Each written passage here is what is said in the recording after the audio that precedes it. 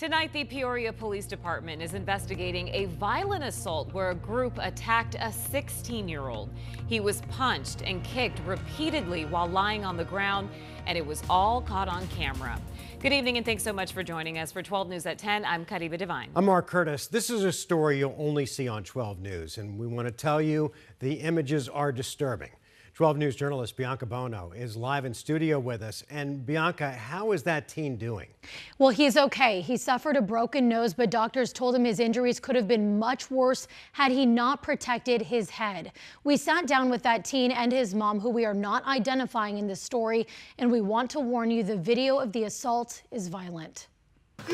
A 16-year-old West Valley teen on the ground, shielding his head as he is kicked and punched repeatedly. I was just wanting to make sure I was protecting my face. That's the voice of the victim seen on video, sitting alongside his mom to talk about the violent attack. You could feel the hate in them, and it's only going to get worse if they don't get stopped. It happened the night of April 18th. The 16-year-old said he and a small group of friends wanted to go camping near Lake Pleasant. They got there and started a bonfire when large groups began showing up. He said he was sitting on a truck bed when a girl near him began throwing up. I was trying to comfort her by just patting her back. Not thinking anything of it, he and his friend went back to their car when a group he didn't know came up to the door. And the guys came up to the vehicle saying, "Hey, you touched her inappropriately." The confusion heard in his voice. No, I didn't. Then punches are thrown as the assailants call him racial slurs. He's dragged out onto the ground. His body and head are kicked and stomped. Female voices in the background egging them on.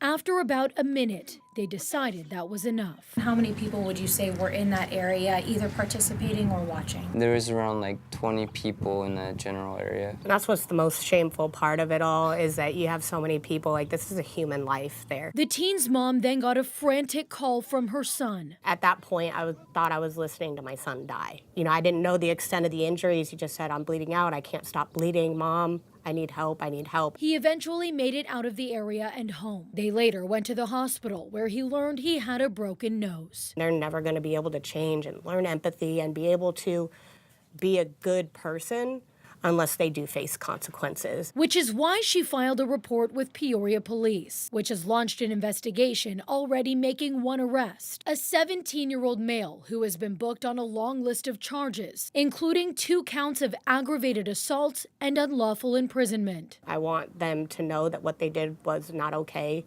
Whether you were the one throwing punches or not, you were still a participant in my son's attack. The teen and his mom are grateful he's okay, knowing these violent group assaults have resulted in much worse. But they're concerned it will happen again if those responsible are not held accountable. If they are listening or they're watching, I would hope that they would turn themselves in and be accountable for what you did.